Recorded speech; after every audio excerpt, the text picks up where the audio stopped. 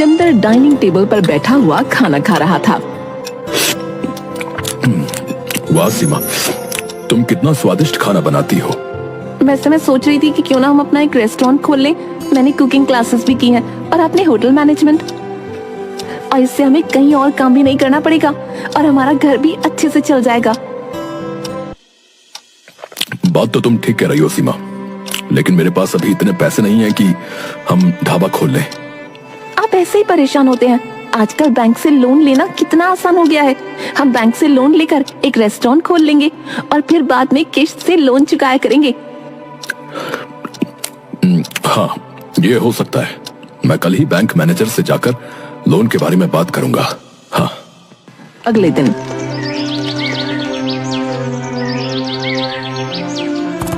नमस्ते मैनेजर साहब, मुझे एक ढाबा खोलने के लिए बैंक से लोन लेना था।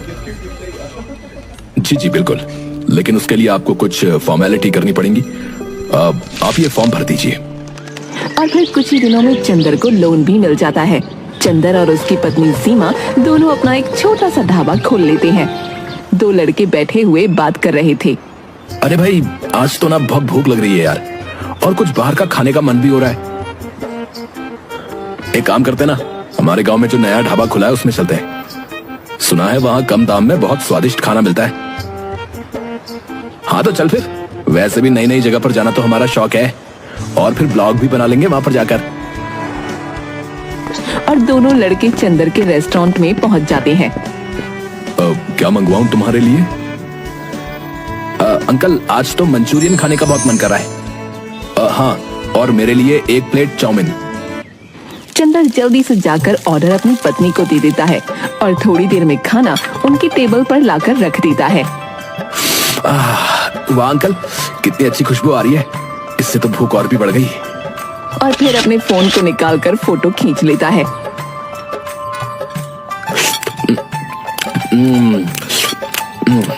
अंकल, आपके रेस्टोरेंट का जितना नाम सुना था ना, ये तो उससे भी ज्यादा अच्छा निकला। अब हम बार बार यहीं पर खाना खाने आएंगे। हाँ अंकल, सच में इतने कम दाम में तो सिर्फ आप ही के यहाँ पर खाना मिलता है। हाँ। दोनों लड़कों की बात सुनकर चंदर खुश हो जाता है। सीमा, तुम्हारे हाथ का खाना लोगों को बहुत पसंद आ रहा है। चलो अच्छा है, हमारा रेस्टोरेंट जल्दी जल्दी चलने लगे। फिर हमें बैंक की किस्त भी तो भरनी है। हाँ, सो तो है। रात को घर जाकर चंदर दौड़ा हुआ घर में आता है। सीमा, सीमा, ये देखो, वो जो लड़के आज रेस्टोरेंट में आए थे ना, जिन्होंने चाउमीन और मंचूरियन मांगा था, देखो उन्होंने हमारे रेस्टोरेंट का ब्लॉग बनाया भाई, और उस पर बहुत अच्छे अच्छे कमेंट भी आए हैं। देखो देखो। वाह, ये तो बहुत अच्छी बात है। इससे तो हमारे रेस्टोरेंट की पब्लिसिटी भी अच्छी हो जाएगी।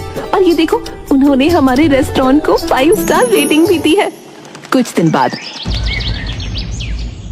चंदर, हमें बैंक की इस महीने की किस्त देनी थी ना, तुम कल ही जाकर किस्त दे आना। चंदर कुछ कहता उसके पहले ही उसका फोन बजता है। हेलो पिताजी, मैं बबलू बोल रहा हूँ। अरे हाँ हाँ बबलू, बोल, क्या हाल चाल है और कैसी चल रही है तुम्हारी पढ़ाई? पिताजी, पढ़ाई तो अच्छी चल रही है, लेकिन मेरे कॉलेज की फीस की ना इंस्टॉलमेंट भरनी थी। 2 दिन के अंदर मेरे कॉलेज की फीस भरनी थी और बहुत जरूरी है। अगर फीस नहीं भरी तो मेरा पूरा साल बर्बाद हो जाएगा। चंदर कुछ सोचकर हिचकिचाता है। तभी सीमा उसके हाथ पर हाथ रखती है और आंखों से हाँ का इशारा करती है। अब पैसे पहुंचवा दूंगा बेटा मैं। सीमा, अब हम क्या करेंगे? बबलू की फीस जमा करना बहुत जरूरी है, पर बैंक की किस्त भरना भी तो जरूरी है।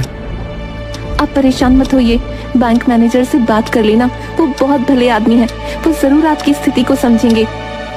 ठीक है, मैं आज शाम को रेस्टोरेंट से जाकर शशिकांत भाई साहब से बात करूंगा। फिर सीमा और चंदर दोनों रेस्टोरेंट चले जाते हैं। आज रेस्टोरेंट के सामने एक गाड़ी आकर रुकती है। उसमें से कोई और नहीं बल्कि शशिकांत अपने बीवी बच्चों के साथ उतरता है। अरे मैनेजर साहब, मैं आज आपके ही पास आने वाला था।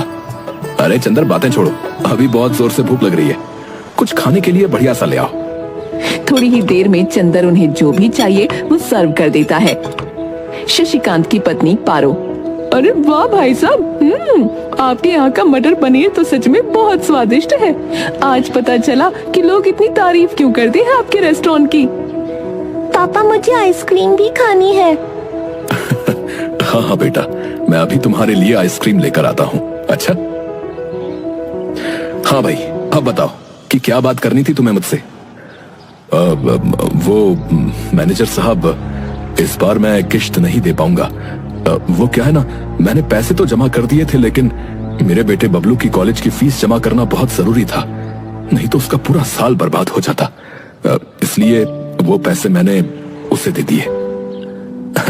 अरे कोई बात नहीं भाई, वैसे भी तुम कहाँ भागे जा रहे हो, और किश्त की जगह तुम हर रोज मुझे अपने रेस्टोरेंट का खाना खिला देना भाई, ठीक है? फिर चंदर और सीमा दोनों हाथ जोड़कर शशिकांत और उसके परिवार को विदा कर देते हैं। आप हर किसी से किस्त समय पर लेते हैं, लेकिन चंदर से क्यों नहीं? चंदर बहुत ही ईमानदार आदमी है, मुझे पूरा भरोसा है कि वो अपनी किश्त जमा कर देगा।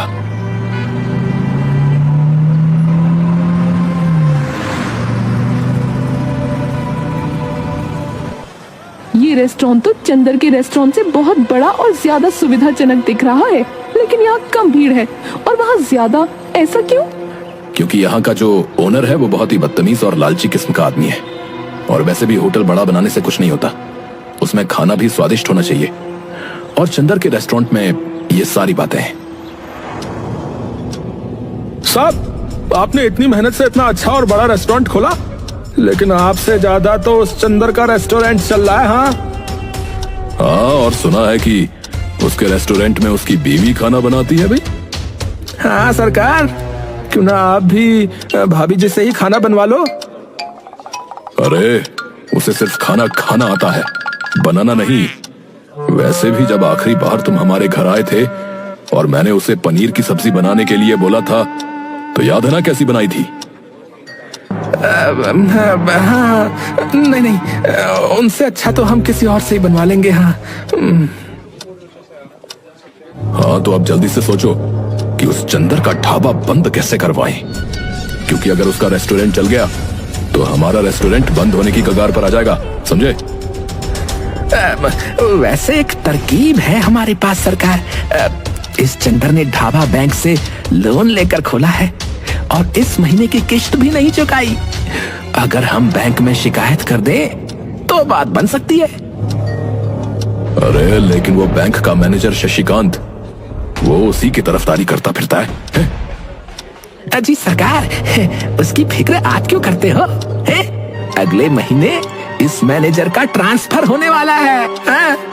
उसके बाद तो चंदर को बैंक की किश्त भरनी ही पड़ेगी ना। इतनी जल्दी इतने पैसे जमा करना उसके बस की बात नहीं है सरकार। राजेश शैतानी मुस्कान देता है।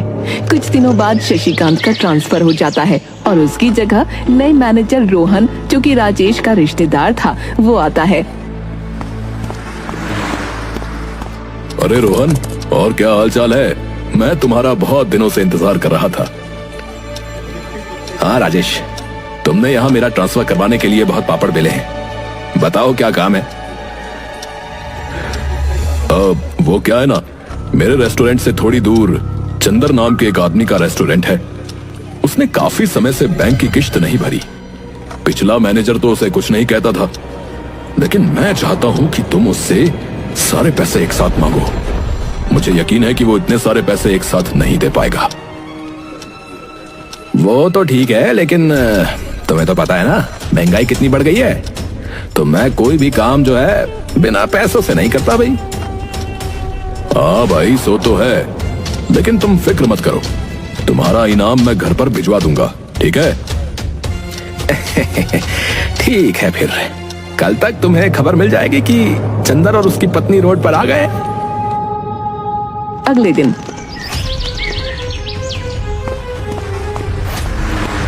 सुनिए, क्या आप ही चंदर हो? जी साहब। देखिए, मैंने आपकी फाइल अच्छे से देखी तो मुझे पता चला कि आपने काफी टाइम से बैंक का इंस्टॉलमेंट नहीं दिया। अगर कल तक तुमने इंस्टॉलमेंट के सारे पैसे एक साथ जमा नहीं किए ना, तो तुम्हारे रेस्टोरेंट को हम जब्त कर लेंगे भाई। लेकिन साहब, मैं एक साथ इतने सारे पैसे कहां से लाऊंगा? थोड़ा सा वक्त दे दीजिए। रोहन बिना कुछ कहे सुने वहाँ से निकल जाता है। ये तो बड़ी मुसीबत की बात हो गई। एक ही दिन में इतने सारे पैसों का इंतजाम कैसे करेंगे? अगले दिन रोहन फिर से चंदर और सीमा के रेस्टोरेंट पर जाता है। हाँ जी, तो फिर हुआ पैसों का इंतजाम?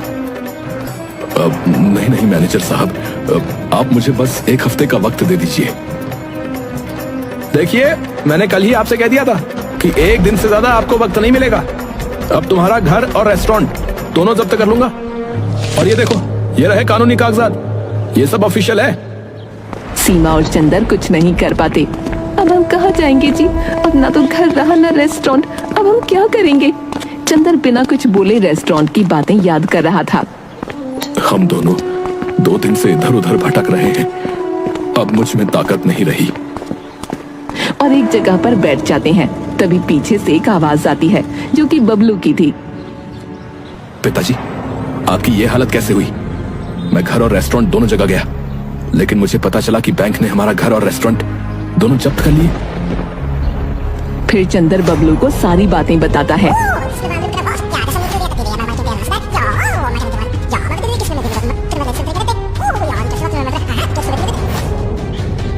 और अब हमारे पास कुछ भी नहीं है बेटा। हाँ बेटा, पर तुम यहाँ क्यों आए? तुम्हें भी हमारे साथ ऐसे ही भटकना पड़ेगा। नहीं माँ, ऐसा कुछ नहीं होगा। हम कुछ ना कुछ तो कर ही लेंगे। तभी चंदर को चक्कर आ जाते हैं और वो नीचे गिर जाता है। पिताजी क्या हुआ आपको? अरे लगता है कमजोरी से चक्कर आ गए। बेटा तुम जल्दी कहीं से पानी ले आओ।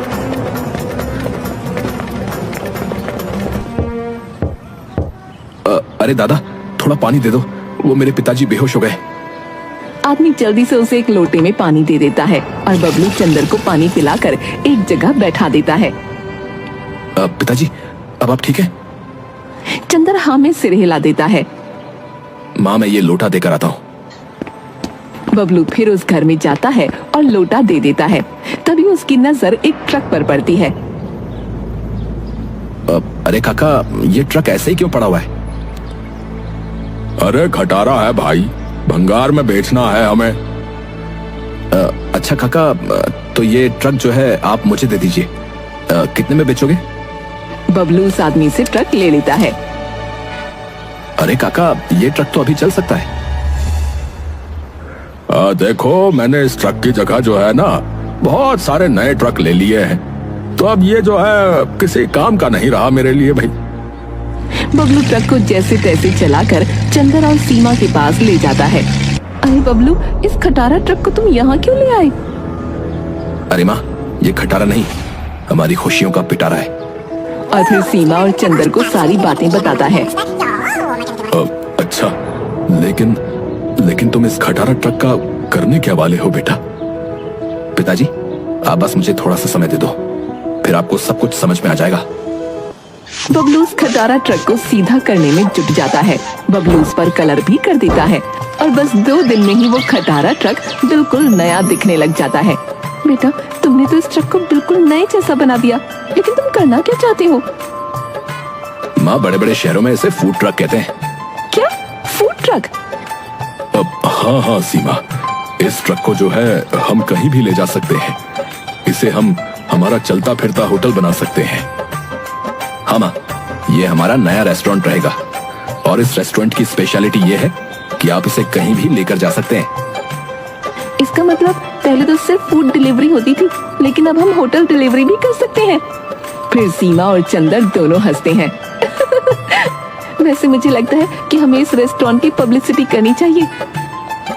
क्यों नहीं? तुम्हें याद है वो दोनों लड़के जिन्होंने हमारे रेस्टोरेंट का ब्लॉग बनाया था? हम भी बिल्कुल उसी तरह हमारे होटल का वीडियो बनाकर सोशल मीडिया पर डाल देंगे। हाँ, क्यों नहीं पिताजी, मैं अभी पूरे होटल का वीडियो बनाता हूँ।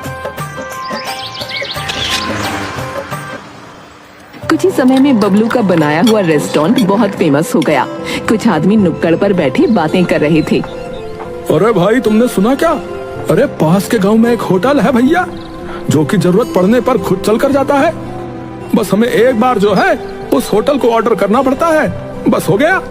हाँ भैया, अब बहुत अचंभे की बात है कि अब होटल भी जो है चलने लग गए हैं भैया। अरे पर ऐसा रेस्टोरेंट दिखता कैसा है भाई? मैंने तो अपने जीवन में नहीं देखा। अरे ताऊ जी क्यों फिक्र करते हो? आप कहो तो मैं अभी बुला लेता हूँ उस रेस्टोरेंट को। अब हाँ बेटा, जरूर बुला लो। फिर मैं अपनी बुढ़िया को भी उसमें बैठकर खाना खिलाऊंगा। इधर रेस्टोरेंट में सीमा, ये देखो हमारे होटल को सब लोग कितना पसंद कर रहे हैं और कितने सारे ऑर्डर आ रहे हैं। सीमा भी बहुत खुश हो जाती है। इधर राजेश और सुंदर दोनों गुस्से में थे। अरे सरकार, हमने तो इस चंदर का रेस्टोरेंट बंद करवा दिया था, लेकिन अब ये न जाने कहां से उस घुमक्कड़ रेस्टोरेंट को ले आया। मुझे नहीं पता, लेकिन मुझे कैसे भी उसके रेस्टोरेंट को खत्म करना है। मैं उसके रेस्टोरेंट को बम से उड़ा दूंगा। उस कलमुहे चंदर की वजह से मेरा रेस्टोरेंट बंद होने की कगार पर ही है। हाँ हाँ सरकार, सो तो है। मैं बस दिन भर मक्खी ही मारने का काम करता हूँ यहाँ पर तो। अगले दिन अरे सुंदर, उस होटल को काली पहाड़ी के पीछे वाले मैदान में बुला ले। हम वहीं उसे फोड़ देंगे। वहां किसी को भी पता नहीं चलेगा कि वो रेस्टोरेंट कहाँ गायब हो गया। सब कुछ प्लान के मुताबिक ही चल रहा था, लेकिन जैसे ही राजेश और सुंदर दोनों ट्रक के पास जाते हैं, वैसे ही ट्रक में लाल सायरन बजने लगता है। उसे सुनकर चंदर, बबलू और सीमा तीनों हैरान हो जाते हैं। अरे काका, आपके पास बम है? अरे नहीं नहीं, मैं बम का क्या करूंगा भाई? काका झूठ मत बोलिए, ये ट्रक बहुत सारी जगहों पर जाता है, इसलिए मैंने अपने फूड ट्रक में मेटल डिटेक्टर लगा दिया था, जिससे मुझे पता चल जाता है कि किसी के पास बम है या नहीं। अच्छा, तो तुम्ही ने हमारे रेस्टोरेंट और घर को जब्त करवाया होगा और अब इस घुमक्कड़ रेस्टोरेंट को भी उड़ाना चाहते थे। मैं अभी पुलिस को फोन करता हूँ। नहीं नहीं बबलू बेटा, पुलिस को फोन मत लगाओ। लेकिन तुम मेरे छोटे से रेस्टोरेंट को क्यों खत्म करना चाहते हो? वैसे भी तुम्हारा कितना बड़ा रेस्टोरेंट है। तुम्हारा रेस्टोरेंट खुलने के बाद तो मेरा रेस्टोरेंट बंद होने की कगार पर आ गया था, इसीलिए मैंने तुम्हारे साथ ये सब किया था। मैं रोहन को कहकर फिर से तुम्हारा घर और रेस्टोरेंट छुड़वा दूंगा, लेकिन तुम पुलिस को फोन मत लगाओ बेटा। अरे चाचा, वो तो मैं भी करवा सकता हूँ। बबलू पुलिस को फोन लगाकर सारी बातें बता देता है। थोड़ी देर में पुलिस वहां जाकर राजेश और सुंदर को पकड़कर जेल में बंद कर देती है और बबलू अपना पुराना रेस्टोरेंट और घर दोनों छुड़वा लेता है। वाह बेटा, मुझे तुम पर गर्व है। तुमने सच में हमारा नाम रोशन कर दिया। आज तुम्हारी वजह से हमें हमारा पुराना घर और रेस्टोरेंट दोनों मिल गए, और ये घुमक्कड़ रेस्टोरेंट भी। माँ, पिताजी, वैसे मुझे फिर से जाना होगा। मैं थोड़ी ही दिन की छुट्टियों में आया था। बबलू वहां से चला जाता है। चंदर और सीमा कुछ नौकरों को भी रख लेते हैं और फूड ट्रक के साथ साथ पुराने रेस्टोरेंट को भी चलाते हैं।